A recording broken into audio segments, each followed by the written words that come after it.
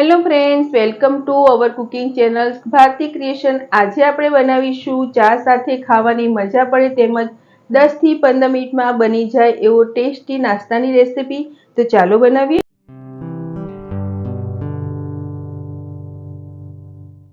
લીલા વટાણાનો ટેસ્ટી અને ક્રિસ્પી નાસ્તો બનાવવા માટે આપણે અડધો કપ જેટલા ફ્રેશ લીલા વટાણા લીધા છે। સહેજ અચકચરા રહે તે આપણે ક્રશ કરી લઈશું। વટાણાને આપણે સરસ રીતે ક્રશ કરી લીધા છે અને આપણે જોશું તો એકદમ ઝીણી પેસ્ટ નથી કરવાની, સહેજ આખા રહે તે રીતે ક્રશ કરશું। હવે આપણે નાસ્તાનું બેટર બનાવીશું। બેટર બનાવવા માટે આપણે મિક્સિંગ બાઉલ લઈશું અને તેમાં આપણે 1 કપ જેટલો સોજી લીધો છે। નાસ્તામાં બાઇન્ડિંગ સારું આવે એ માટે આપણે 3 થી 4 ચમચી જેટલો ચોખાનો લોટ લઈશું। જો તમારી પાસે ચોખાનો લોટ ન હોય તો તમે મેંદો પણ લઈ શકો છો। આમાં આપણે અમુક મસાલા કરીશું। અડધી ચમચી જીરું, અડધી ચમચી ચીલી ફ્લેક્સ, 4 થી 5 નંગ મીઠા લીમડાના પાન લીધા છે જેને આપણે ઝીણા સમારી લઈશું।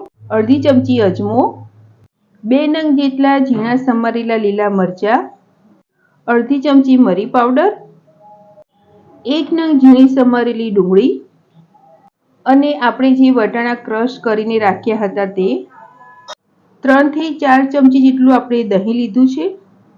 અડધી ચમચી જેટલું મીઠું અથવા તો તમારા ટેસ્ટ પ્રમાણે। પહેલા આપણે આ બધા મસાલા અને દહીંને સોજીમાં સારી રીતે મિક્સ કરી દઈશું। પછી આપણે જરૂર પ્રમાણે પાણી મિક્સ કરીને આનું આપણે સહેજ ઘટ રહે તેવું બેટર તૈયાર કરીશું। દહીંને આપણે આમાં સારી રીતે મિક્સ કરી દીધું છે। હવે આપણે જરૂર પ્રમાણે પાણી મિક્સ કરતા જશું। અત્યારે મેં ચીલી ફ્લેક્સ લીધા છે, તેની જગ્યાએ તમે લાલ મરચું પાવડર પણ લઈ શકો છો અને આપણે જે દહીં ઉપયોગમાં લીધું છે તે ખાટું ન હોય તેવું જ લઈશું। તમે જોશો તો બધા જ મસાલા સરસ રીતે મિક્સ થઈ જાય છે। આપણે આને એકદમ રની બેટર નહીં બનાવીએ પરંતુ સહેજ ઘટ રહે તેવું બેટર તૈયાર કરીશું। નાસ્તો બનાવવા માટેનું બેટર આપણું સરસ રીતે તૈયાર થઈ ગયું છે અને તમે જોશો તો આપણે બેટરને કેટલું ઘટ રાખ્યું છે। અત્યારે આપણે આ બેટરમાં સોજી ઉપયોગમાં લીધો છે એટલે સોજી સરસ રીતે પલળી જાય એ માટે આપણે બેટરને 10 મિનિટ રેસ્ટ આપીશું। બેટરને રાખી 10 મિનિટ જેવું થઈ ગયું છે અને હવે આપણે ચેક કરીશું તો આ બેટર પહેલા કરતાં પણ સહેજ ઘટ થઈ ગયું છે અને અત્યારે આપણે આવું જ બેટર જોશે।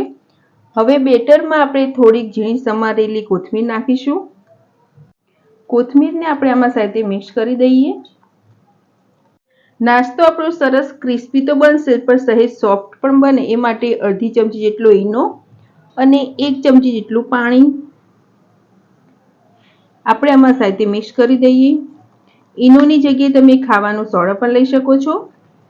તો આપણો નાસ્તો બનાવવા માટેનું બેટર સરસ તૈયાર થઈ ગયું છે। નાસ્તાને તળવા માટેનું તેલ પણ સરસ ગરમ થઈ ગયું છે।